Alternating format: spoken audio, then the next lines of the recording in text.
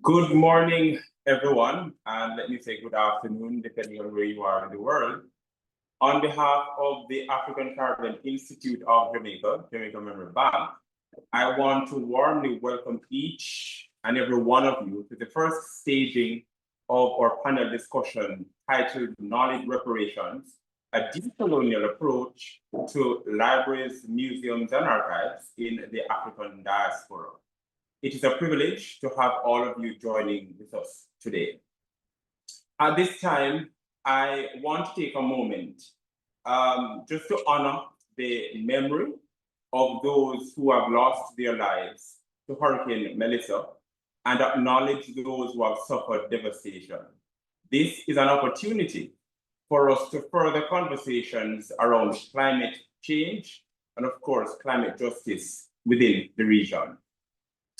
In recent years, the concept of epistemic reparations has been used by interdisciplinary scholars in decolonial and post-colonial discourses to discuss issues of epistemic justice, harm, and violence.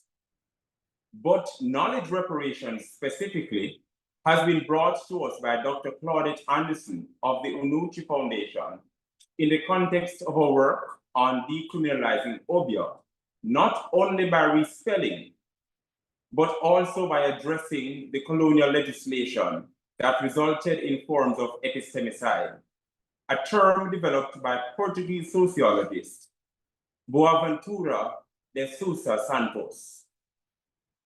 I must say that this panel discussion rests on the intellectual contributions of Dr. Anderson to discuss a broader phenomenon of knowledge reparations within museums, libraries, and archives in the African diaspora. By so doing, we seek to address issues of European imperial domination through curatorial action, reflecting on the reality that cultural institutions of the colonial period were never designed to celebrate, honor, or tell the stories of Africa and its peoples. However, there has been a cultural turn in which knowledge institutions are increasingly recognizing their histories of marginalization, misrepresentation, and cultural erasure, and have sought to implement reparatory actions to develop strategies for decolonizing collections, restoring agency to African and African descended communities, and fostering equitable access to knowledge. We are joined by an extraordinary panel spanning the Caribbean, Europe, and North America, demonstrating the global reach of this topic, and of course, their commitment to Black cultural professionals to decolonization, justice, and cultural repair. I will now introduce the panelists in the order they will appear. Dr. Bianca Beauchemin is an assistant professor in the School of Gender, Sexuality, and Women's Studies at York University in Toronto, Canada. She is currently the interim co-director of the Harriet Tubman Institute. Her research interests are Black feminisms, the Black radical tradition, Black queer studies, and Black labor histories. She has recently published the article Opaque Aesthetics of Freedom, Romaine La Prophetess, the Haitian Revolution, and the Black Diasporic Possibilities for the Journal of Canadian Studies. She also has a forthcoming piece for the Oxford Research Encyclopedia. She is working on her book manuscript, Arousing Freedoms, Reimagining the Haitian Revolution through Sensuous Marinage, where she re-narrates the Haitian Revolution through Black feminist and Black queer epistemologies and methodologies. The second presenter is Kajette Solomon. Kajette is the RISD Museum's first social equity and inclusion specialist. Her role endeavors to shape, implement, and manage the museum's efforts to build an equitable, diverse, and inclusive institution for all. Kajette is a graduate of the inaugural class of the Rhode Island Foundation's Equity Leadership Initiative Professional Development Program. Kajette is co-curator of the touring exhibition, Nancy Elizabeth Prophet, I Will Not Bend an Inch, as well as co-editor of the accompanying publication. Her writing is included in the recent collection, From Small Wins to Sweeping Change, Working Together to Foster Equity, Inclusion, and Anti-Racism in Museums. She is also the 2024 awardee of the American Alliance of Museums recognition for the advancement of diversity, equity, accessibility, and inclusion. She holds a Bachelor of Arts in Art History from Arcadia University and a Master of Arts in Modern and Contemporary Art History, Theory and Criticism from Purchase College. Our next presenter is Dr. Shani Roper, no stranger to us at all. Dr. Roper is a curator of the University of the West Indies Museum and a Caribbean historian. Her research and writing explore museum educational practices and the intersection between museums and histories of trauma in a Black majority context. Her historical work focuses on histories of Caribbean childhood with specific reference to institutionalized children and social welfare. Between 2021 and 2022, she chaired the Museums Association of the Caribbean and ICOM Barbados Museum Define project, which engaged over 40 museum professionals in the Dutch, English, French, Spanish, and Spanish Caribbean on a museum definition. The paper, Accessing a Caribbean Definition of the Museum, a preliminary assessment, was published in 6 languages, Dutch, English, French, Spanish, Portuguese, and Papiamento, under the International Committee for Museology, Latin America, and the Caribbean, in the edited open access publication, Latin American and Caribbean Perspectives on the New Museum Definition. In 2024, she was part of the Jamaican delegation to repatriate a specimen of the presumed extinct giant Jamaican gallowasp from the University of Glasgow, Scotland, under the UWI University of Glasgow Memorandum of Understanding, the first return of a natural history specimen to the region. Last, but by no means least, is Marilyn Clarke. Marilyn is the head librarian at the Institute of Advanced Legal Studies in the United Kingdom. Marilyn has a Master of Science degree in Race and Ethnic Relations from the Birkbeck University of London. She has worked in academic libraries for over 30 years. She focuses her work on delivering an inclusive service to all library users, leading on decolonization initiatives, and highlighting issues around diversity, race inequality, and the lack of global majority representation in libraries and higher education, particularly at the senior level. Marilyn is a library sector lead on anti-racist and anti-colonial approaches to tackling inequities in libraries, and has presented on the theme of decolonization of library collections and professional practices at several library sector conferences in the United Kingdom and internationally. She has also written journal articles and book chapters on these themes. Currently, she is a co-editor of a forthcoming book called Global Perspectives on Anti-Racism and Anti-Colonial Library Management Practices, to be published in 2026. These panelists from across the African diaspora are activists and agents advocating for and doing the work to decolonize our libraries, museums, and archives.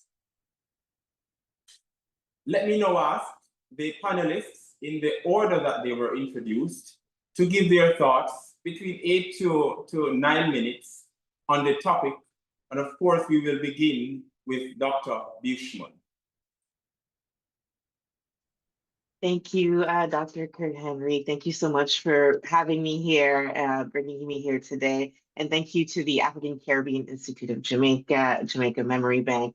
I'm very excited for this conversation today. There's many ways that I was thinking about how I was going to approach it. But I think for our discussion, I was going to speak a little briefly on my own research and how I attacked the archive and reread it and worked with creating counter archive. And then as Dr. Henry highlighted earlier in my bio, I am also the interim co-director of the Harriet Tubman Institute. And I'm going to speak a little bit to the ways in which as an institute, we're contributing to knowledge reparation and decolonizing certain archive when it comes to Black Canadian history. Because I think it's important to sort of juxtapose this because I do believe that this is the kind of I love how Dr. Henry posed this as a type of activism, right? Because it is knowledge activism in a way to be able to do this work and disseminate histories and stories. But I think it's important to highlight also that we can't do this alone. It is a collective sort of endeavor. And this is why I want to share a little bit what I do with the Harriet Tubman Institute. So as Dr. Henry suggested, like my work looks at the Haitian Revolution. My manuscript, my doctoral manuscript that I'm turning into a monograph currently, examines different ways to re-narrate the Haitian Revolution, to highlight I say, Black feminist and Black queer epistemologies and methodologies, but it's also to highlight different ways in which we speak about revolutions and massive political, economic, paradigm shifts, modernity shifts in the world, and how do we tell those stories and how they impact our ways of altering our lives today in terms of radical resistance, in terms of Black liberation. So in part, I was doing this work because in my understanding of how organizing and activism works, it often deviates from the way in which we tell stories, which often has a lead hero or a Black male hero. We can think of the ways in which we talk about Martin Luther King and Malcolm X, but in case of the Haitian Revolution, we think of Toussaint Louverture and Jean-Jacques Dessalines, and they're incredibly important figures in the Haitian Revolution. However, it really gives a narrow view of how liberation can be achieved. And it's really looking at the particular militaristic lines and masculinist lines of telling history and telling a history as important as the Haitian Revolution. And knowing anything about organizing and activism, it is a collective work. It is an individual person who will, usher in Black liberation writ large. So I wanted to see the role not only of women, but the different ways in which people were doing the work of resistance and doing the work of the revolution throughout that time. And to get to that, I knew that I was going to be limited by the colonial archive. I did, and just to give a little bit of context about the historiography of the Haitian Revolution, for many years after the revolution, the authoritative archive really led the scholarship.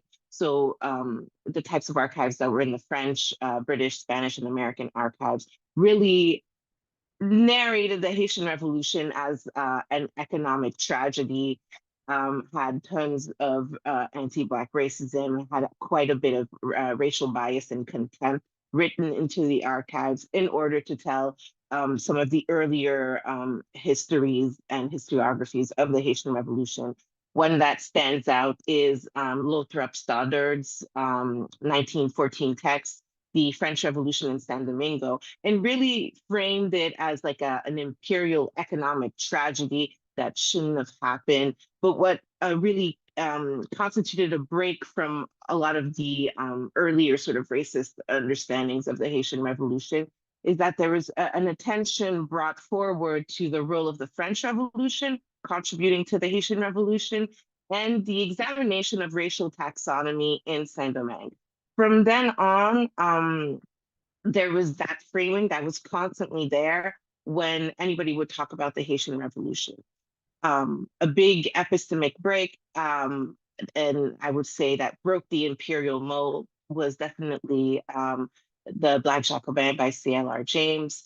And really, there was a way in which the story was told now that enslaved Black people and ex-enslaved Black people were catalysts and were in quite had quite a lot of agency, insecure of their own freedom. So then from there was a lot of different ways and different, throughout the historiography, different ways in which historians and other scholars would talk about the Haitian Revolution, highlighting how the Haitian Revolution troubles discourses of Western modernity, and putting it into the era of revolution, of the age of revolutions in the America. And also we started to see, as I guess the late 90s and early 2000s come about, starting to see a few more feminist or gendered analysis of the Haitian Revolution. For me to sort of really get into it and to be able to articulate the different ways in which the Haitian Revolution was enacted, and I just realized halfway through I didn't share my slides, but they're only there for sort of a quick viewpoint. But one thing I want to highlight is in the colonial archives, when we are discussing the Haitian Revolution, Michel Fofrio reminds us that the Haitian Revolution entered history with the particular characteristic of being unthinkable even as it happened. And I think that's an important frame to think about, because even when I was visiting the French colonial archive, there was this constant disavowal of the agency of enslaved people. And here I have a picture of the burning of the cap. And it's actually like a very quite a catalyst in the history of the Haitian Revolution, but for some reason in the archive, there's this denial that constantly happened. So the ways that I tried to counter this and to look at different archives is through my theoretical framework of what I call sensuous marronage, that I look at the different ways in which the sensorial aspects of knowledge and the embodied spiritual connections are also something that we need to consider when we're thinking about Black liberation and the Haitian Revolution. And I use the framework of marronage to highlight the ways in which there is a departure from the status quo to a collective Black consciousness. And I can't go too deep into the theoretical framework, but I wanted to touch on how I did the methodology and how I do the archive. So I look at different, it's multi-scholar, multilingual, and multi-sided archival research. So I do have a melange of reading the colonial archive along and against the grain, while also uncovering counter archives such as visual art, poetry, and literature to understand them through alternative reading practices. So I think when we're talking about decolonizing the archive, it's not only understanding that we can find different counter archives to examine, but also that there are different reading practices, right? When we're looking at the colonial archive, that requires a lot of context, but that kind of critical methodological approach really enables us to have different narratives of particular historical event. And one of the things that I do is I look at voodoo as an archive through its embodied ritual practices, mythology, iconography, which are vives, aesthetics, and visual and sonic artistic interpretation. Here, just a couple example, I look at the vives, which are spiritual sort of, I would argue, grammars that actually allow kind of a relationship between the spiritual world and the lived reality of the Haitian Revolution. And I do some analysis with those figures, but I see this as kind of like a different linguistic approach to thinking about the Haitian Revolution. And I'm going a little bit over time here, so I'm going to go through this fast. I look at different ritual practices that lend themselves to the archives to be able to tell the stories, and how those are weird ways of thinking of freedom, right?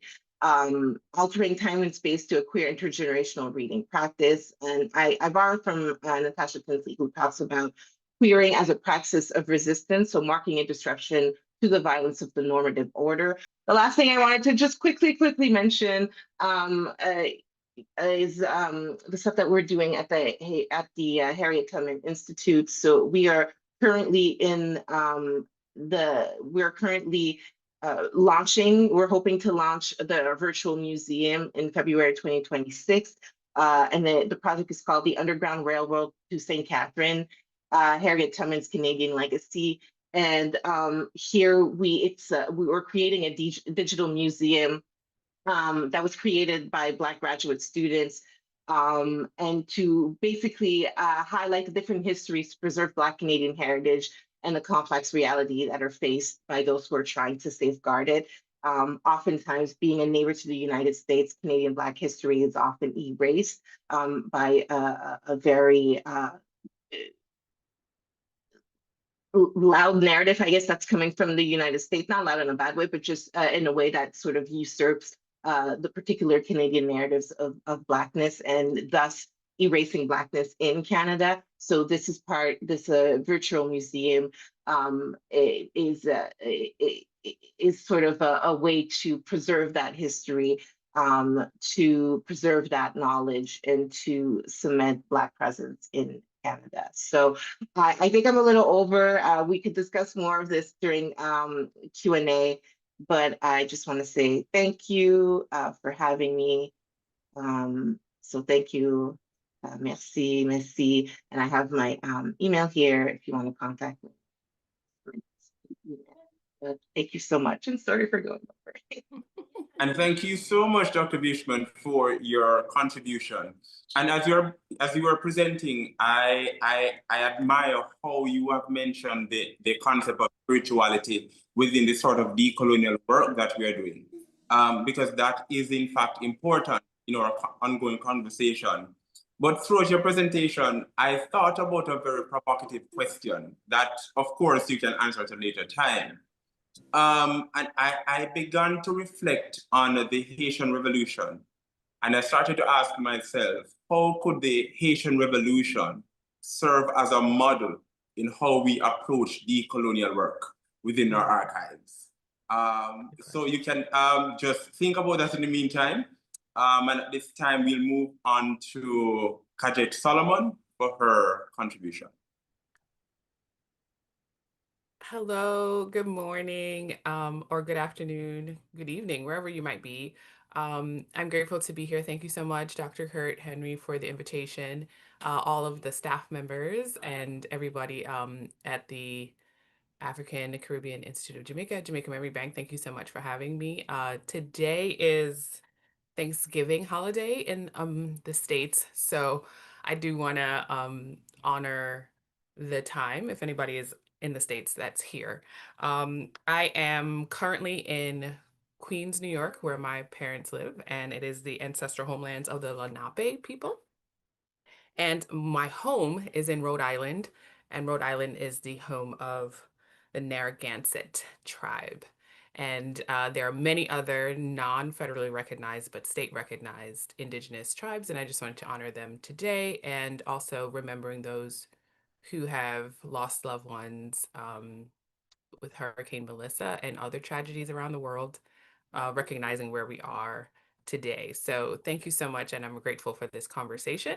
I'm going to be pretty quick too, and talk about a little bit of the buckets of how I was sort of interpreting knowledge reparations in the work that I do here in the States at the RISD Museum, the Rhode Island School of Design Museum. So one of the things that I'd love to share is that I have been very, like, I guess, immersed in the life and times of Nancy Elizabeth Prophet. It'll wrap up at Spelman College Museum of Fine Art in December. So beginning with that, I wanted to say that when people of color are already pushed to the margins. I'm hopeful in my work that I can pull people from the margins to the center, and also make sure to give honor where honor is due. So I'm at an institution where Nancy Elizabeth Prophet graduated from, and wanted to make sure that we honored community knowledge. So 2 years before the exhibition opened at the RISD Museum, we asked scholars and knowledge keepers in the community who knew a lot about her and her work to come join us in conversation at the museum. And we offered a stipend and some lunch, and asked folks to share their knowledge with us. And this was before we made any decisions around the publication or any decisions around the thesis of the exhibition. We asked folks to come in. So that was my largest contribution. And once we were able to finish the edits in the book, that we asked for community knowledge and community input before we made any decisions. And it was really impactful to kind of have ambassadors out in the community to share the exhibition and the publication. The exhibition opened in February of 2020 at Spelman College, which is very, very important right now.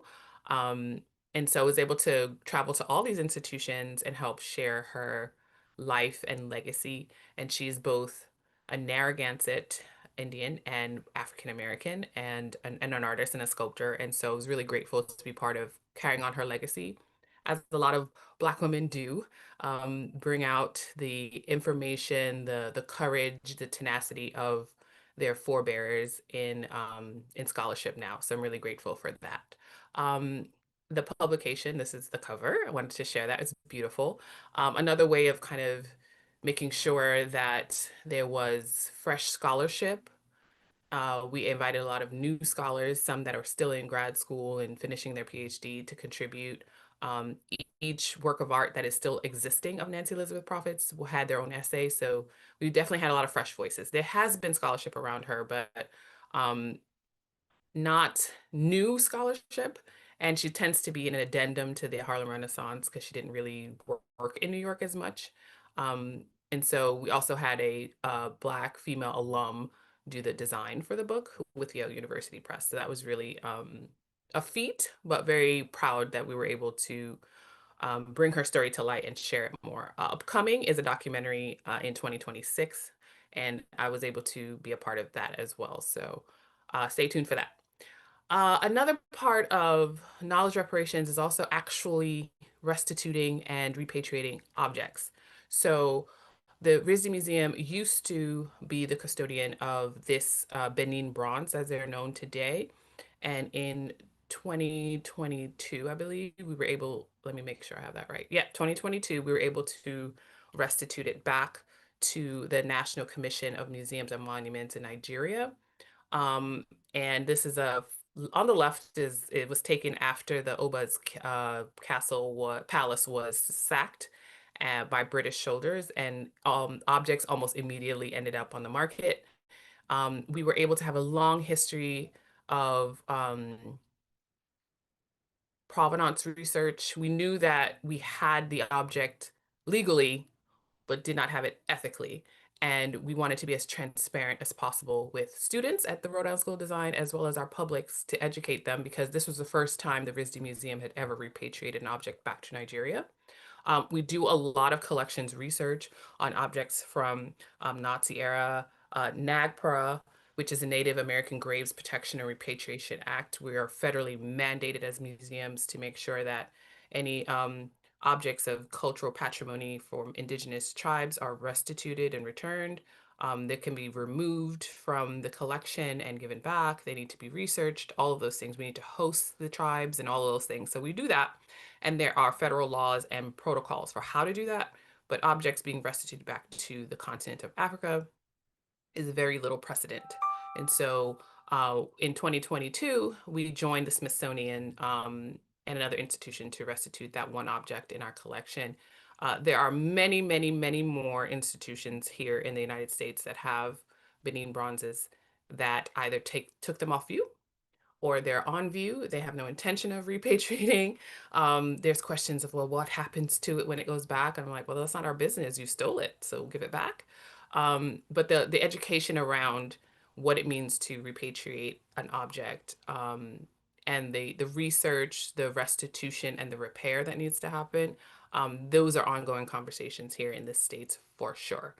Um, Another way that my institution, my museum is an art and design museum, has been able to think about anti-colonial work.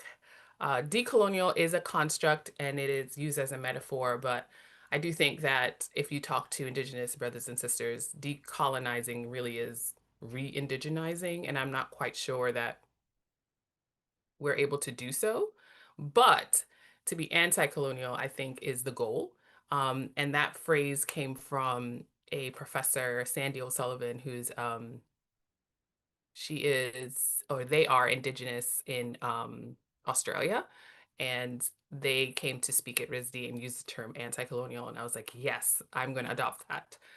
So these are some of the exhibitions that we've done in the past. The two on the left are our past exhibitions, and then the one on the right, Indigenous Artists Honor the Seal, that is upcoming in the spring at the RISD Museum. We're really excited about that because we worked with 3 Indigenous curators. The title of the show is the Indigenous term from each curator's tribe of the word seal. I won't abuse it and try to pronounce it. I'm still waiting on the pronunciation guide for the exhibition. But these are just very few of the very, very many ways in which we are thinking about being anti-colonial, decolonizing our acquisitions, our exhibitions. We're really digging into our own collection and figuring out ways to tell art history and the history of art and design, and history in general, as a full story, the full picture, and not just through the Western white male artist's gaze. And that's been very intentional over the past few years. So in my own work, I've done a lot of fun things, sharing the fact that I'm Jamaican immigrant here in the United States and have art history degree and is very excited about art. There's not a lot of me, but but I try to imbue all of my work through, just like Jamaican epistemologies. I think I very much want to highlight how resilient our people are, and I use that in my work. And while we've been resilient because we had to be, we're also really creative in our resilience. And so in 2021, I was able to write an article for the journal that our museum has called Manual. And they have different themes. And in 2021, the theme was green. And we have Jamaican lace bark doilies in our collection, quite a bit of them. And I was really excited because I didn't know they existed until 2021. They existed in our collection, and I didn't know that they were a thing. But it's a fantastic evidence of a Jamaican botanical colonial history and also women's work. While lace bark was harvested mostly by men and in the maroon communities, the doilies were created by women of like that were part of like benevolent programs. This is like late 1800s, post I would emancipation, yes, not independence, post emancipation. And they would use fern leaves and all types of indigenous plants to create these beautiful doilies that were sold for market, sold to tourists and brought back to the States by them. However, they were the way in which women were able to use their creative handiwork and support their families. And so I was able to write about that, sprinkling a lot of Jamaican colonial history in the article. It's available on my website, kajette.com, on my blog area. And it was a fantastic way in which I could talk about the work of my ancestors in an art design space, that many of our cultures across the diaspora create material culture too.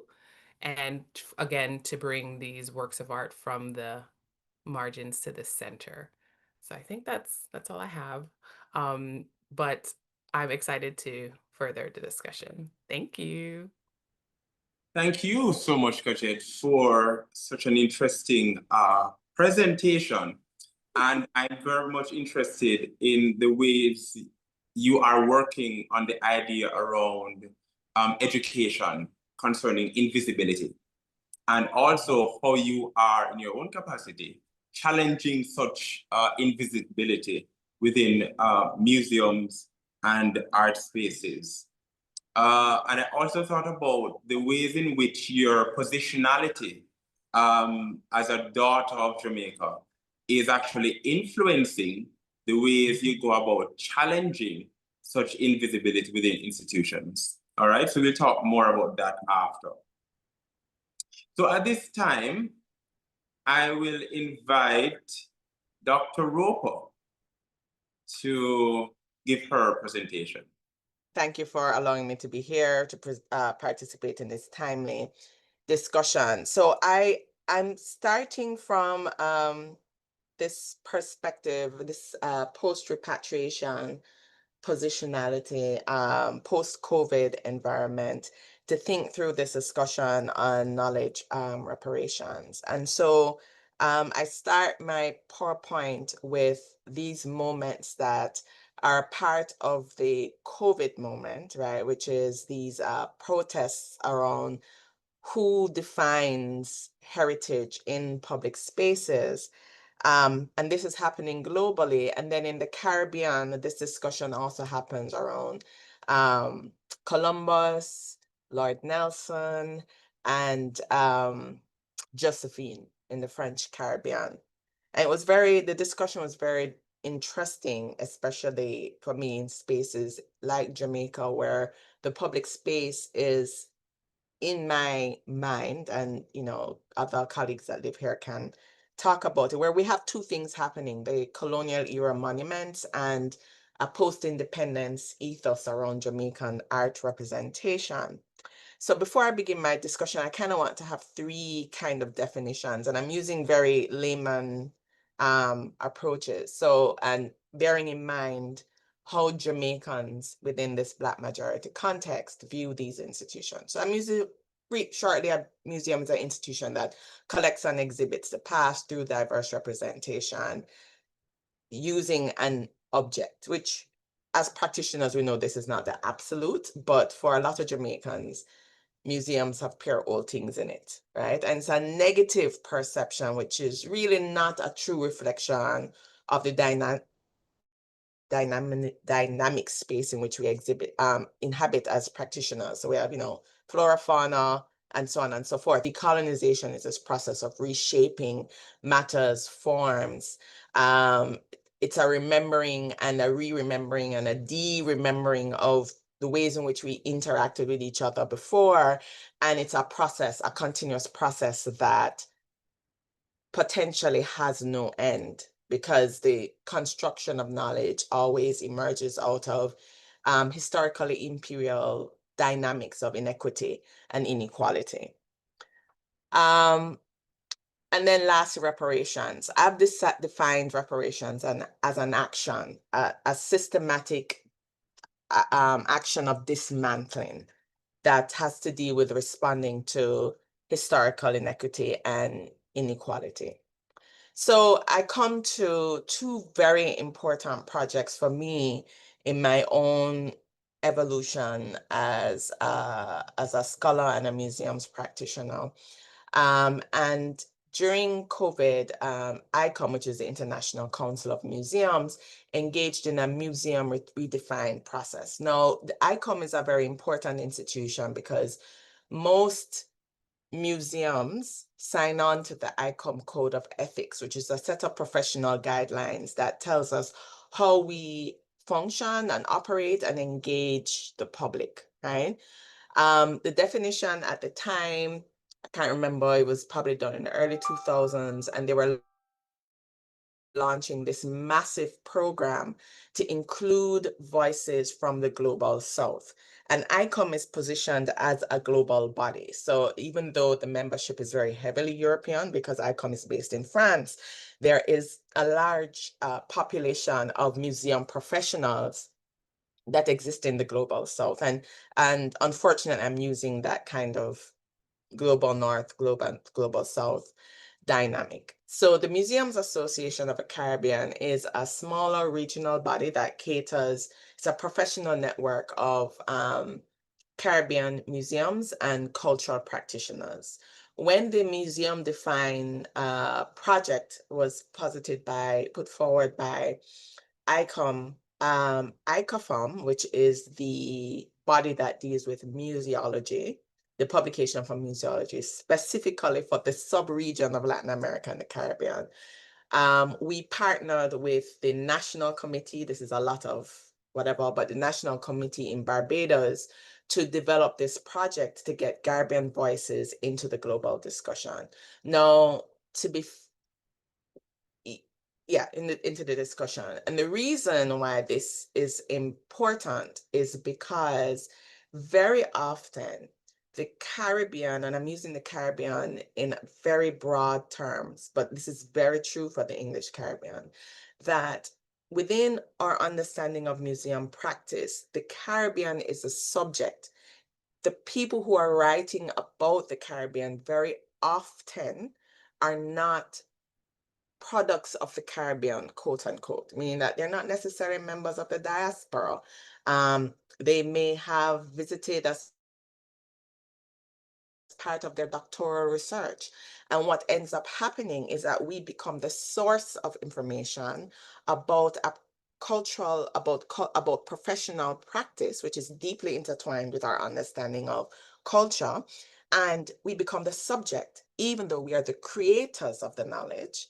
And we are the persons that are pushing through the program. And the persons who are studying us could never come in to recreate that narrative, right? So in the end, we engaged over 40 scholars. Each of these focus groups occurred in language of choice. We had mediators who were culturally aware and then translated to allow the committee to then draft together the commonalities in a final paper, right?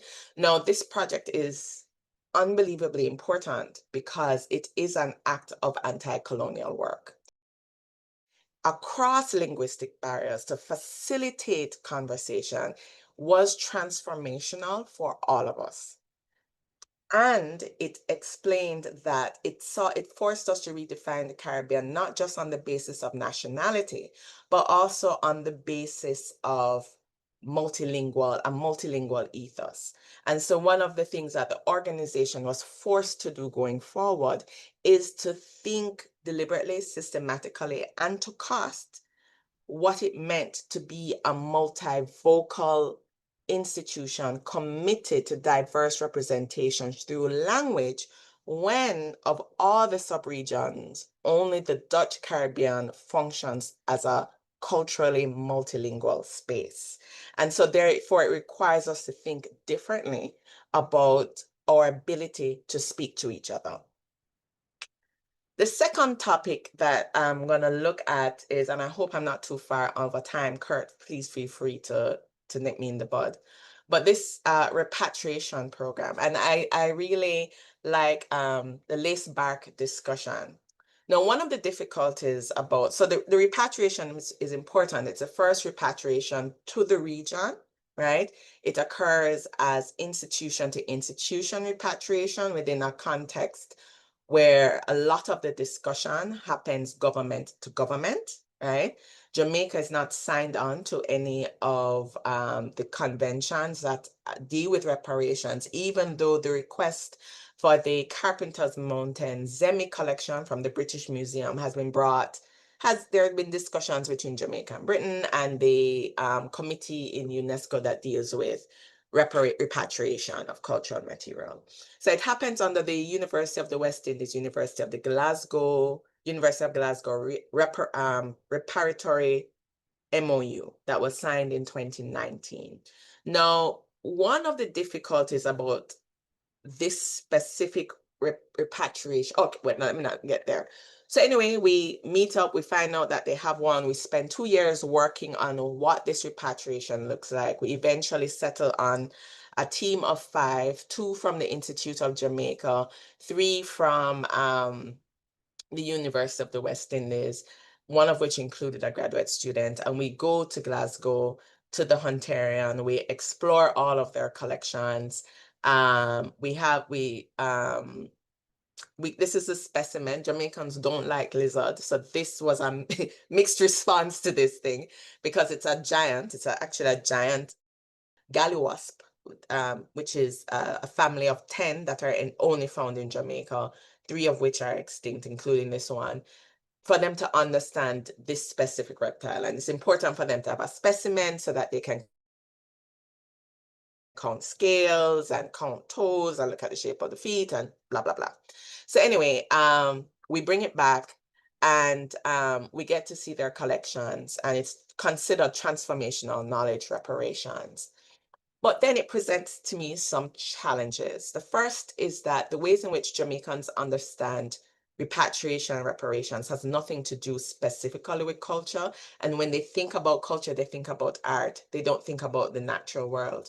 And the largest number of collections for the Caribbean and Jamaica specifically outside of the region are natural collections. For example, the lace bags, right?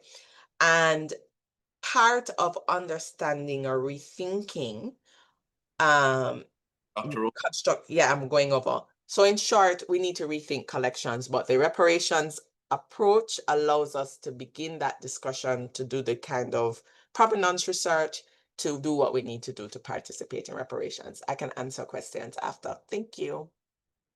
Let me stop share. Okay. Thank you so much, Dr. Roper, for your contribution. And of course, I was thinking through what you're saying about the importance of reshaping and redefining our spaces, be it museums, archives, or libraries, or even galleries, in this whole business of decolonization. And I'm in my mind, I'm back and forth between Kajette's presentation and your presentation, and the use of both terms, anti-colonial versus decolonial. And I was kind of wondering in my own mind, what is the best approach for us here in the Caribbean? Because there are critiques in how, in the sort of reformist approach that we have taken to decolonization, as opposed to Haiti with its revolution in completely overturning systems. But we can have more conversations about that after Marilyn's presentation. Thank you again, Dr. Robo. At this time, Marilyn. Thank you, Dr. Henry. I'm just going to get my presentation up. Okay, thank you so much. Welcome, everybody. My name is Marilyn Clarke. I'm the head librarian at the Institute of Advanced Legal Studies, School of Advanced Study, University of London. It's great to be here with you today. And I would like to first thank Dr. Henry for inviting me to contribute to this discussion today. I was recently in Jamaica at the University of the West Indies for the Reflections on Repair, Responsibility, Resistance and Reform Conference, which took place from the 14th to the 17th of October. So I actually got to meet Dr. Henry there. And I don't think we got to meet Bianca, but I remember hearing from you at the conference there. Just like to take this moment to remember those who died as a result of Hurricane Melissa, and all of those who are still suffering as a consequence in the region, not only in Jamaica, but beyond in other parts of the Caribbean. So yeah, it's really great to be here. I work in obviously academic libraries and have done so for a few decades now. It's a long time. Anyway, happy to be part of this conversation. I always like to acknowledge those who have come before us, and today I'd like to use this quote from James Baldwin: "The place in which I'll fit will not exist until I make it." And that always stays with me when I'm doing my activism work or my reparations work. Kind of use, I guess, you know, I am an activist. I'm doing activist work when it comes to looking at anti-colonial, decolonial approaches to libraries, collections, services, and acknowledging legacies in those spaces as well. I'd also like to use another quote by a Palestinian poet, Mahmoud Darwish: "In silences we become accomplices." Some of the things that I'm always coming up against in libraries are silences, because people don't want to think about the wrongs, they don't want to think about justice or reparatory work, because most people think it's too big, it's take too long, and often why are we even bothering? So yeah, that's the kind of thing that I often come up against in my work in the UK. As I said, I am an activist. I've been working in libraries for 30 plus years, and a lot of my work is focused on diversity, equity, and inclusion, as well as social justice work. And as outlined in my introduction by Dr. Henry, I'm also a writer, speaker, and a consultant. But one of the previous speakers did touch on positionality, and I think it's important to always think about where we're coming from and what we're bringing as well. So I am a bit of a rarity in the UK in that I'm a global majority head of a library, or library director.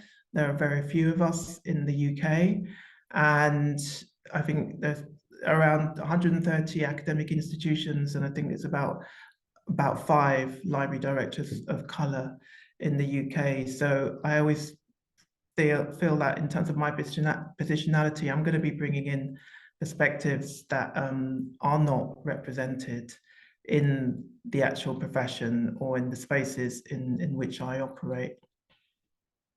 Not that I'm saying what I'm bringing is, you know, I'm not coming, I mean, I list a few of the things that I am or how I see myself, but I always talk about being the personal is political, but the professional to me is also political.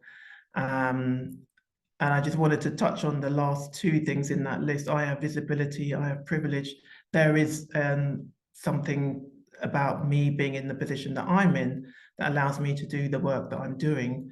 I'm not saying that's going to be the case for everybody, and that will obviously depend on the institution, who's leading it, who you report to, etc. There's all these different factors.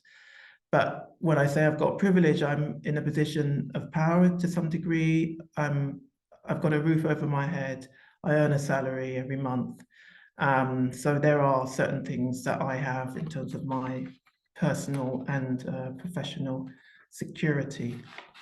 So as I said, I do a lot of my work does focus on looking at what we do in libraries and why we do it. So the things around what I call, well, not what I call, but are things that terms that I've come across in my work. Knowledge justice, things like pedagogies of love, knowledge justice, thinking about the book published, written by Paulo Freire in 1970, Brazilian scholar, Pedagogy of the Oppressed, where he speaks about how people are taught, how students are taught, and they're taught as if they're empty vessels, when in fact, you know, the teaching should be an exchange of knowledge, not just, I am telling you this, you must listen. It's also important to be listening to the people who you're speaking to and, you know, equally learning from them. And then bell hooks is teaching to transgress, to educate is a practice of freedom. So I'm just going to touch on decoloniality and critical race theory in a minute. Sorry, I'm just trying to make sure I don't go over my time. So a lot of the things that are happening in terms of, particularly in academic libraries in the UK, is we are engaged in what's called critical librarianship, which has its origins in critical theory, which is seen as liberationist, transformative, as a social justice lens, where we're looking at perspectives from people of color, women, LGBTQIA communities, etc. And as touched on in one of the previous presentations, Black feminist thought, also critical race theory, which had its origins in the legal profession, and is often used by, you know, certain sectors of the right wing and used incorrectly when talking about injustices and racial inequity. I don't think, I mean, people often use these terms without realizing what they actually mean. And I think CRT or critical race theory is certainly one of those. But within the academic library community, we are engaged in looking at what we do and how we do it, and being more critical about that, looking at things like how we, so I'm going to go on to a slide. Sorry, my light, if I don't move, my light goes off. So I'll just go on to what we do in libraries in a minute, but I'm just interested in, you know, what we're talking about today in terms of the terminologies that we're using: decolonization, anti-coloniality. And again, it's something that I'm always kind of grappling with. What is it that we mean? And there are different contexts when we're talking about geopolitical context as well. So I think, you know, it's important to look at the ways, all the ways in which, you know, we use, or these terms might be used in different areas around the world. So by Indigenous scholars, in the UK, decolonization in terms of tackling the British Empire and ongoing colonialism. I think it's important. Critical topic.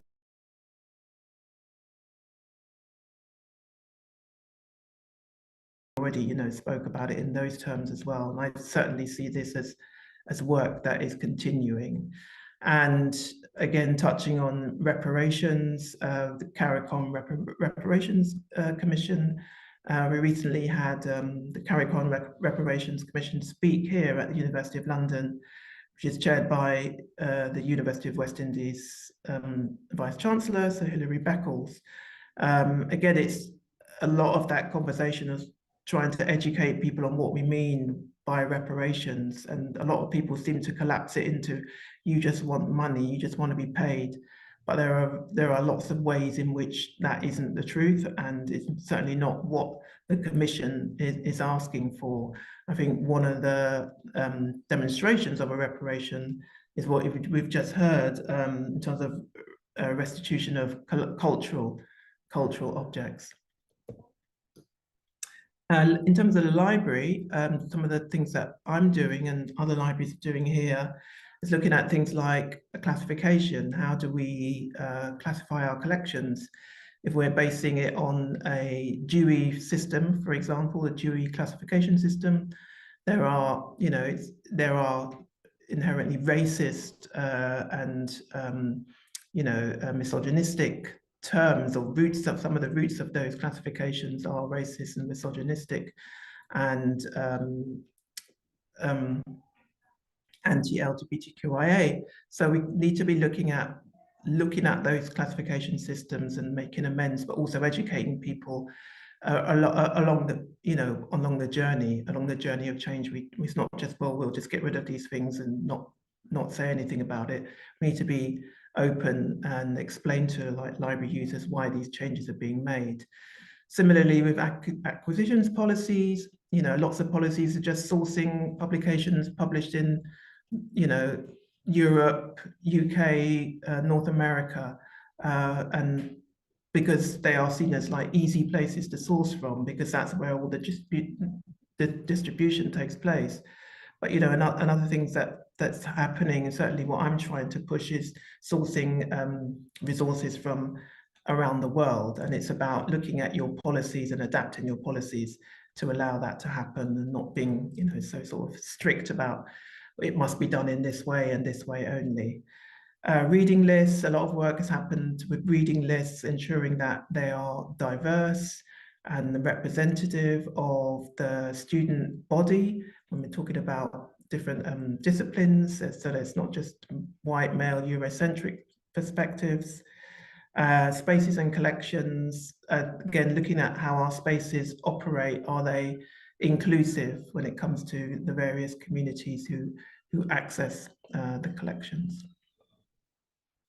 So one specific thing that I'm doing at the Institute of Advanced Legal Studies is looking at where the collection is positioned. And this is something I touched on when I was in Jamaica last month. And when I first joined the Institute of Advanced Legal Studies, I took myself on a tour of the space and saw this separation in terms of the collection, and the fact that the Commonwealth, another term I have a lot of issues with, but Commonwealth collections were in the lower second ground floor, so sort of 2 floors away from the main library floors, which are on the second, third, and fourth floors. So very much in a basement area, along with Africa, Asia, Pacific, West Indies. So what I wanted to do is change that, because it was very much a reflection of, in my mind, and to many people, a reflection of the British Empire and this kind of stratification and division when it comes to like a world order. So I went about changing that and moving some of those basement collections up to the 4th floor. As you can see on the new signage, Mexico, Central America have already been moved up to the 4th floor, so out of the basement. And this work is ongoing, and we'll be moving more collections from those basement areas to, you know, give a better representation of the world and a less Eurocentric British Empire look to the collection, where scholars who are, you know, interested in these areas and who are from those communities are having to go to basement spaces as opposed to open, bright, light, natural lit spaces on the upper floors.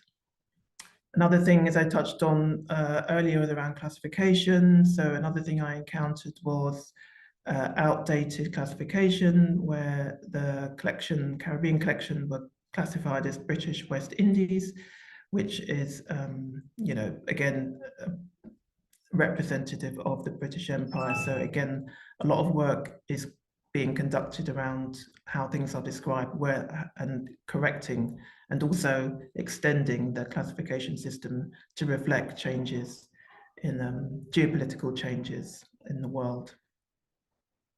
And this is just a photograph of some of the collection from Jamaica that has moved up from the basement floors to the upper floors into the light, so no longer in the darkness, and alongside where there's British law, European law, comparative law, we now find the Caribbean. And some of that project was documented in a short film, which I presented, and it was screened at the conference in Jamaica, called Changes in Light, and that was made by a practitioner in residence, Anna MacDonald, who was with us during 23-24, and it was in support of our decolonization work of moving those law materials from the basement. And she is from a dance background, a dance scholar, and she's also obviously a filmmaker as well. And the method that she used was she used a method that is performative, so doing things, but also somatic, sensing things, and choreographic, arranging and editing things. And so she did a series of movement workshops with staff, where we were looking at and discussing how things change or they don't, or how slow they are to change, as a means to have a conversation around some of the work that we're doing in terms of like decolonizing the collection. And so that 18-minute short film is a sort of document in some ways of that work, not all of it, but, you know, at least the start of it, and also gives an indication as to how people react to change and embrace it or don't embrace it, or see themselves as part of it or not. And I think when you see it, it's every time I see it, I see something different in it. But I think it's an interesting way of looking at this, how to do this kind of work, or a method of doing this kind of work. Again, it was a very kind of privileged position to be in, to take part in something like this. But I think it engendered a conversation, I think, which might not have happened if it had been in a more sort of academic classroom type setting, when you're talking about, let's look at decolonizing the library and how we're going to do that. I don't think, you know, you often get that somatic sense of why this is unjust, why does it feel wrong?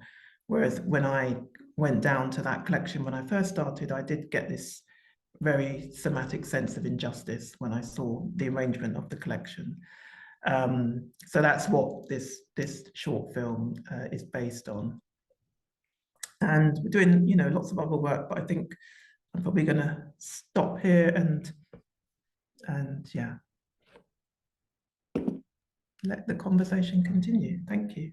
Thank you so much, Marilyn, for your presentation. It was really informative. And in fact, I'm really impressed by the sort of work that you have done and the work that you are doing presently. So thank you for all that you do and for all that you are. I really liked the quote that you began your or grounded your presentation with, James Baldwin quote, which says, "The place in which I'll fill will not exist until I make it." And of course, that is the sort of approach that we have to take, whether in the Caribbean or in the diaspora, in terms of asking questions about how do I redefine, how do I reshape these spaces to make them more equitable, so to speak. So I'm really excited about the work that you're doing and the work that all of the panelists are doing or have done, from reshaping reading lists for library users to redefining or approaching definitions or reshaping definitions, whether it is in library, museums, or archives, to challenging invisibility within these spaces, in making individuals more visible, individuals who have significantly contributed to our history and our culture. And of course, in making these spaces more accessible to persons across the diaspora, across the world, especially in the context of what Dr. Beauchemin is doing at the Harriet Tubman Institute in terms of her creating of a virtual museum. And those are quite significant ways in which we can continue the project of, be it anti-colonialism or decolonization within our spaces. At this time, I will ask the presenters, do you have any questions for each other? And then after that, I'll move to the audience to find out if they have any questions for us. Well, I'm seeing quite a few questions.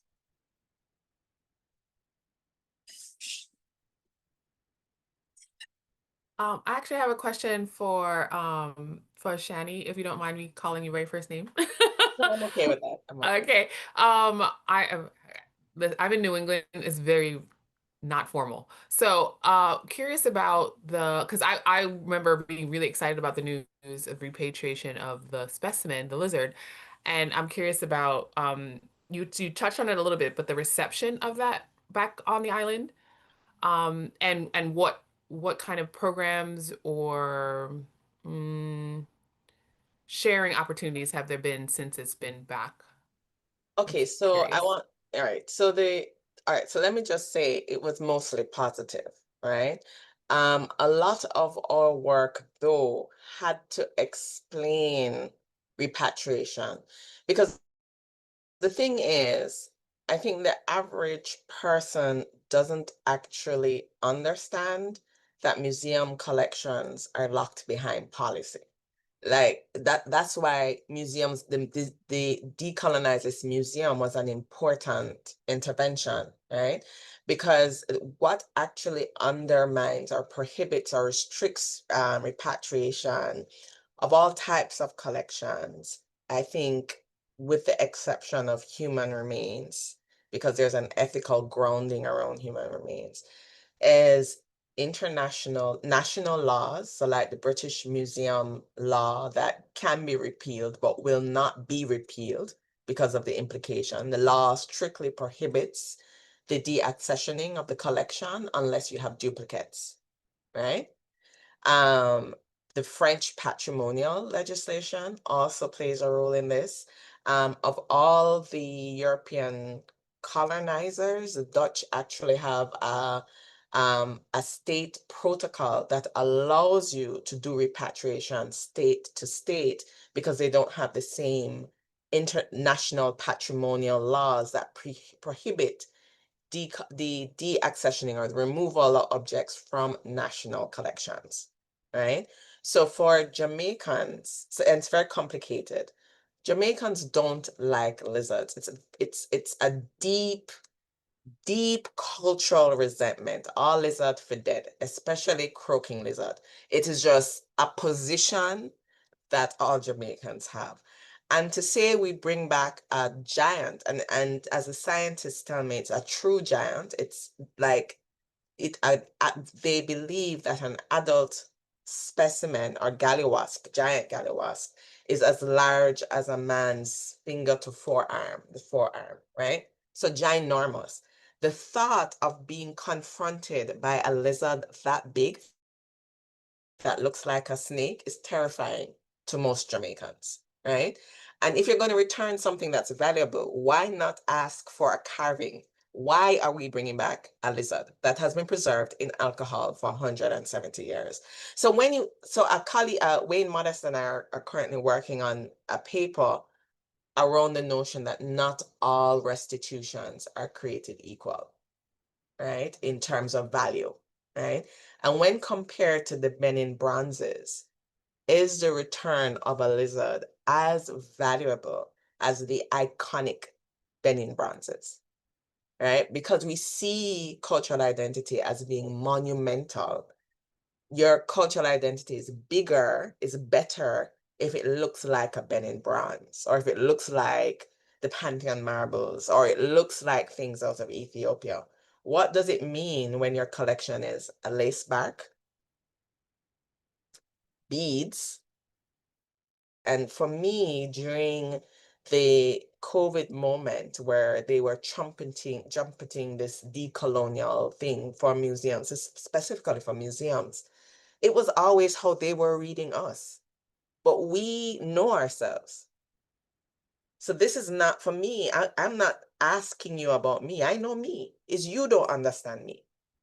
And that's your problem. That's you. But in the Caribbean, we understand each other. We understand the impact of colonization. We understand our cultural identity. And so our discussions about ourselves are challenging these historic imperial structures that force us to function in situations of inequity and inequality, right? And so the repatriation forced me to think critically about the ways in which Jamaicanness is conceptualized and defined, the ways in which Jamaicans understand global structures around policy and legislation and what it means about access. And then more importantly, how we understand the collecting of the Caribbean, because the Caribbean is a frontier environment. And because it was a frontier environment and a constant renegotiated landscape, our collections are not seen as looted collections. And so our natural product collections are absorbed, but because they moved the same way people moved, we actually don't know where they are. So knowledge construction and the ability to request for things actually also requires an access to an archive. Museum collections have to be opened. We have to be invited in. You should pay for it if you're in the global north. You should provide us with room and board. You should open your doors and then allow us to say, well, you know, these things are missing, right? And we would like to include them in our collection because none of our scientists have ever seen them. It became a moment where we had to explain why it was important. We also had to explain repatriation and the laws and policies that keep objects locked in collections. And once we started explaining that if you can return a lizard that nobody likes, you can return anything. And it is incumbent on us to develop the frameworks that would allow us to then ask for it. So the scientists were like, oh, we need a rice rat. So Jamaica had a rice rat. Jamaica had a monkey, right? There are only specific islands that still have monkeys now. Those are all extinct because of plantation economy and British intervention in island life, right? And the impact of Melissa, which is climate change, is also the impact of monocrop agriculture perpetuated during enslavement. We live on the coastline. We're not supposed to be on the coastline, right? And it's a loss of knowledge, the ways in which we forget the natural impacts that, so knowledge is, the repatriation, while it was mixed, it does still have benefits, but it leaves me to think through a lot of those structures. Thank you so much, Dr. Roper. Thank you, Dr. Roper, for that contribution. Are there any other questions from the presenters? I mean, this is just a thought, like the conversation where it was going. And so I would really, I mean, this is kind of for everyone. I think Dr. Roper could speak to it, but I think everybody has, and I'm going to take you along a little trajectory of where my mind was going really quickly. But recently, there's been a lot of news in Canada, particularly because the Pope has announced that he is repatriating a lot of Indigenous cultural artifacts and arts back to Indigenous people in Canada. And this is something I'm thinking a lot because I remember a lot of the conversations happening around repatriation, around COVID, around that time. People would be talking about it and they'll be like, oh, well, that'll be the day until the Vatican lets go of their collection. And then it's actually kind of happening right now, which I think is a very interesting moment to think about. And to think about it across lines of understanding of spirituality and religion. And so I'm sort of thinking about these ideas because for thinking about repatriation, like what does it mean to bring back sort of like Indigenous cultural practices that are spiritual? And so I was just posing this question. It's not very well articulated, but if there's any, if you have any thoughts about that, kind of like the spiritual impact of repatriation and what that means, particularly from a place like the Vatican that has a long history of colonial religious oppression. So just wanted to open up the door. May I just chime in while Dr. Roper and perhaps Kajette and Marilyn think about the question? As you asked that question, a statement came to mind, right? The return of cultural artifacts is the actual return of the people's soul. And a lot of these artifacts are tied to the spirituality of these traditional groups, right? They're tied to the sort of spiritual identity of who the people are and so on. Because when you have spiritual artifacts, they are not just made out of thin air. In some cases, persons may see these sculptures in dreams and visions, right? And after which they are then manifested and perhaps go through several rituals of consecration, of naming and so on. So the return of cultural objects speaks to the kind of identity reclaiming or reclamation of identity where spirituality is concerned. So I think that is my bit of contribution to that action by the Pope. I was just gonna say it's since my tenure at the RISD Museum, we've had a couple of tribes come to view objects and the process of repatriation happening. Of course, the biggest one was the Benin bronze head, and the spiritual meaning behind that is pretty serious, and it has to do with that continuity of leadership and the importance of the head in the culture and like what it maintains and signifies. As an art and design museum, as an art historian too, I was thinking about the object in terms of the legacy of bronze making and bronze casting and all of that. And we did have an artist come who is a descendant of an Oba as well to talk about that with our community. But I really do think that the actions are necessary. I always get afraid that, when there's progress, and there's a pretty progressive Pope right now, that there'll be backlash. But I hope that this this lasts and it's not just a one-time thing, but also when objects are returned and restituted, sometimes there's a severed relationship that doesn't get repaired. Because unfortunately, those who have taken and stolen are part of the legacy of the object. And I'm curious how, this is another question, but I'm like curious how, like, our restitution was complicated because does the OBA get it back?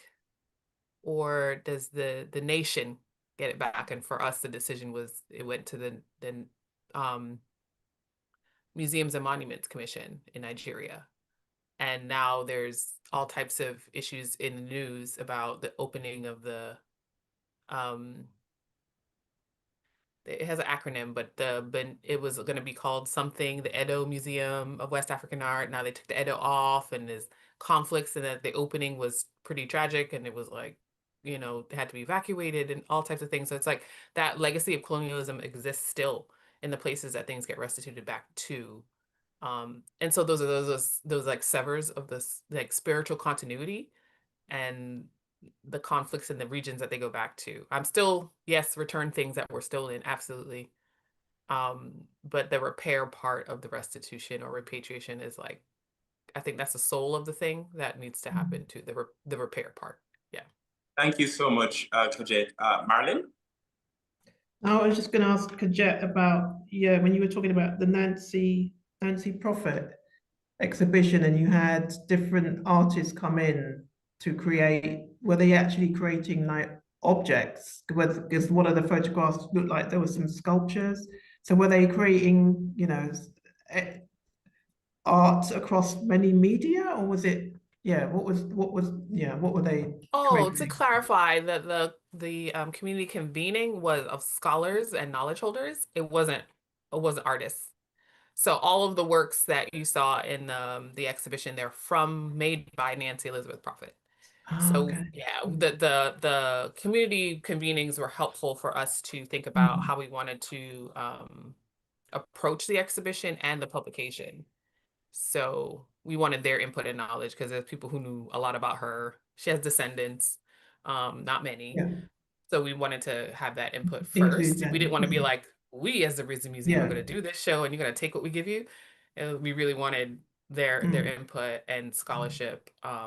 And from that came some really great archival information and performance. One of the scholars is also an actress and she embodies Nancy Elizabeth Prophet and in her older years. And I don't know what Nancy Elizabeth Prophet's voice sounds like, but I imagine maybe it sounds like this wonderful woman, Sylviane Soares, who knows so much about her and did so much research in order to portray her. So we just definitely didn't want to do anything without community input. And that was something I was a little adamant about. It's my first time co-curating an exhibition that matters.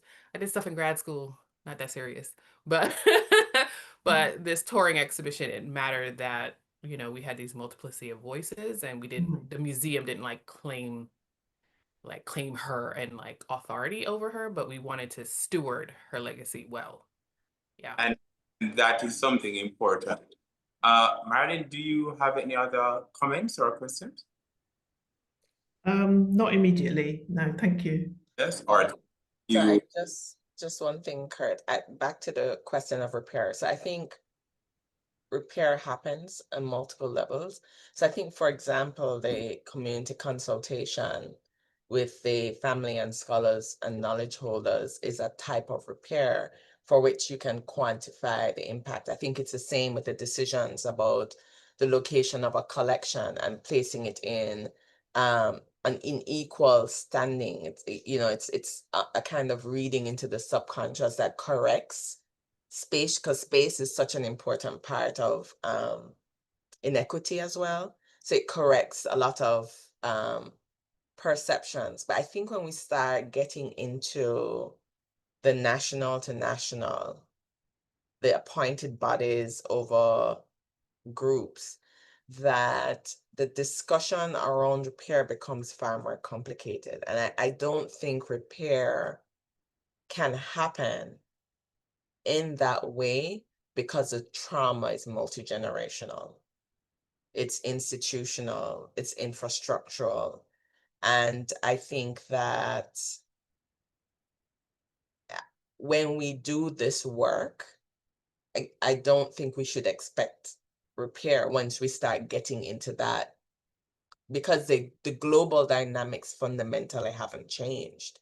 It's still a dynamic that's based in inequity and inequality. And so repair, I think, is not possible. I think it's in the immediate. I think it's in the same way they would argue that the decolonial is a process. I think repair is also a process. That's just my thing, because I think your works are all examples of how repair happens, and it can be quantified and it can be seen very clearly. But once we start going into those global things, it's, yeah. Thank you so much, Dr. Roper. We have just 3 minutes remaining.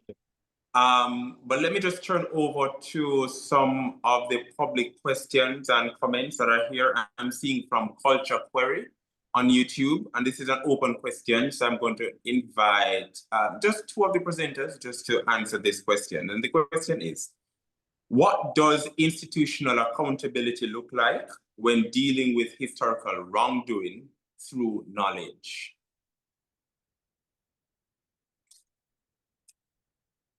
What does institutional accountability look like when dealing with historical wrongdoing through knowledge?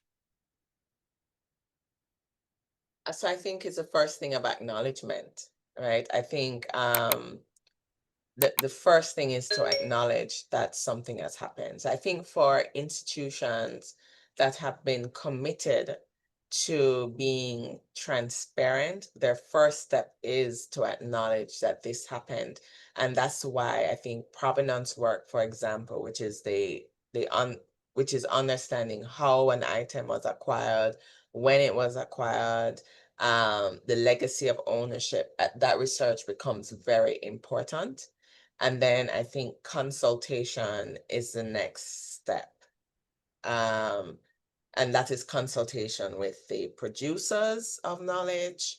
And I think the third step is re-education through public education programming that is balanced through the engagement of knowledge holders who more than likely are not a part of the institution.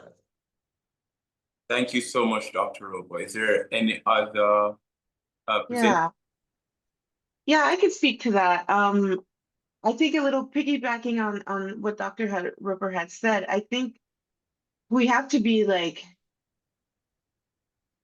cognizant of the fact that like institutions are imbued with power and they're part of structures, right? And so while I think institutional accountability is possible at certain levels, at certain institutions, I do think that it's not necessarily possible or something we should be gunning for other institutions. And I'm saying because they're already are so involved in upholding particular colonial or imperial structures that that's not where I'm going to seek freedom from, right? But I will be, and I'm thinking about it like in the lens of the archive and the work. So just quick anecdote, but I remember going to the French colonial archives for my work on the Haitian Revolution. And the violences that were, you know, the ways in which people were, especially in the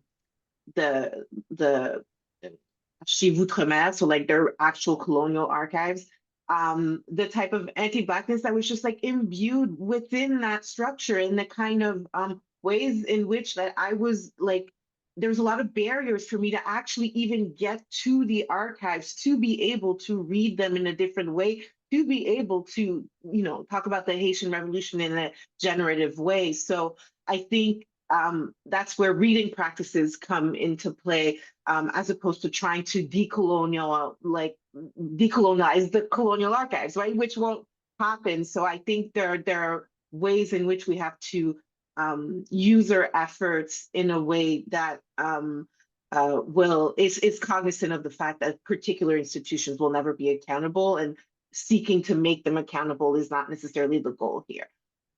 Yeah, so I'll just leave it at that. Thank you so much. I have another question, and this question is for Marilyn from Michaela White. And her question is, how do you go about changing the format of a library collection? That's one. And two, do you dismantle the entire system Mhm. or target specific sections? Good question, big questions.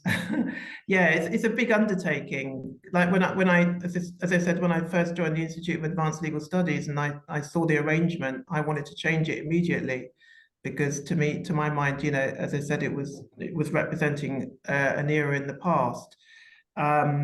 So it was down to the fact that I was able to move some objects in the basement up to the fourth floor because there was some empty bays of shelves.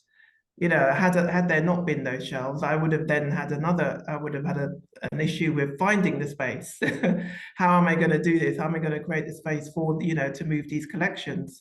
So in a way, it was fortuitous that there was some empty space, so there was a space to move them into. But I think, you know, it's a big undertaking for libraries, and there's always lots of resistance because of the work it entails. It's not, when I was making the film with Anna, she goes, why can't you just pick up the books from the shelf and then move them to the new shelf? And, you know, there's so many different processes involved in terms of, you know, reclassifying, relabeling, changing the, you know, the information on the library catalogue.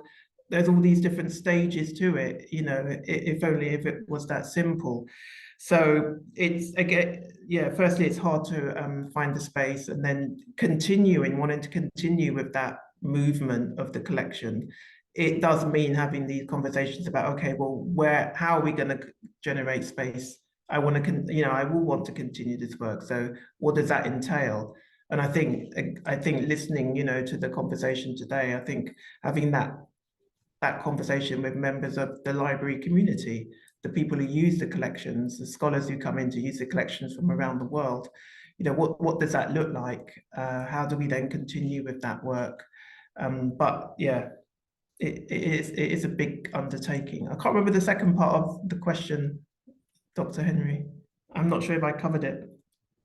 Do you dismantle the entire system or do you approach it in sections? Oh, yeah. I mean, in a way, we have looked at that in this instance, in this particular example, we have looked at the whole of the classification system. So there have been changes across the classification system because there were inaccuracies in the description of particular areas and countries due to changes, you know, geopolitical changes. So there have been changes in that respect.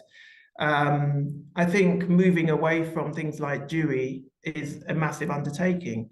Or, you know, Dewey is constantly changing as a classification system, but it's not perfect. It's not how, you know, it's not how like an indigenous community's perspective would be completely different when you're looking at classification. And I think there's been some really good work, I think, in Canadian libraries when it comes to like indigenizing collections and how you approach classification from an indigenized perspective. So I think there are probably really good case studies from like areas like Canada where that work is happening, and also in South Africa as well, looking at colonial legacies of apartheid when it comes to classification and arrangements of collections. But yeah, so there is work happening. There are case studies out there.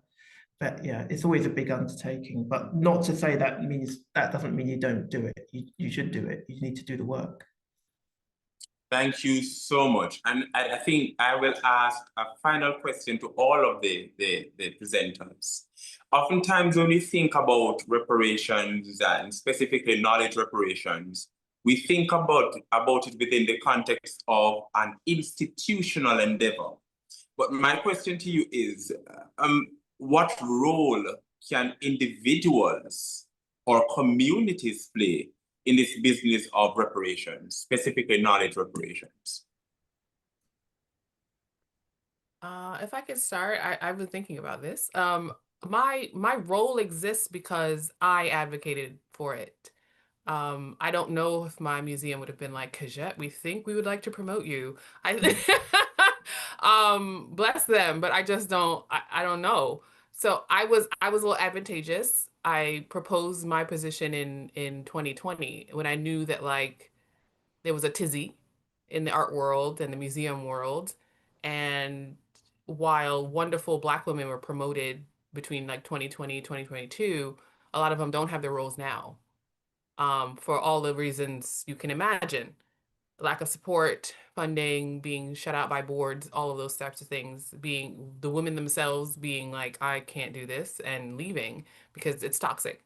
I'm grateful that I'm still at my institution with my same title. So I do think individuals can put themselves out there, just like that quote from James Baldwin. It's like I imagined a future and then I did something about it. So it's not everyone has the latitude and the opportunity and even the space or work for an institution where you can do that. But you know, I've been very precocious my whole life, and I've always known what I wanted to do with my life and being intentional about decisions and choices. And so with my career, that was no different. And I really feel like if I didn't advocate for this role, social equity and inclusion specialist at a museum, at an art museum, at an art design school, is unheard of. But individuals can make a difference if you feel like you can put yourself out there. Yeah. Thank you so much, Kajette. Bianca? Yeah, I guess my answer would be that it would be a recognition, an individual recognition that knowledge is actually collective. And what I mean by that is I have this pet peeve of mine that like I hate when people or folks would say like nobody talks about da da da da da. Nobody, you never hear them talking about da da da. And to me, that symbolizes that like, no, maybe you're just not tapped into those discussions. So how do we get tapped in? How do we learn about this knowledge that I believe is collective, that is there, that highlights the way in which we are in relation with one another and with the land that we're on, and how do we sort of de-individualize our understanding of knowledge. And by that, I don't mean to say that knowledge is homogenous, that everybody thinks the same way, but how do we sort of understand our relation to one another, to the world that we're in, to the structures of power that we're in, and how do we tap into that to be able to then make a difference collectively. So I think it's through learning, through study, and through a recognition that we're learning together, and it's never an individual process. And I think that leads to reparation. And I think it might seem, upside down, but I feel always keeping those lines of relationality is something that can bring reparation.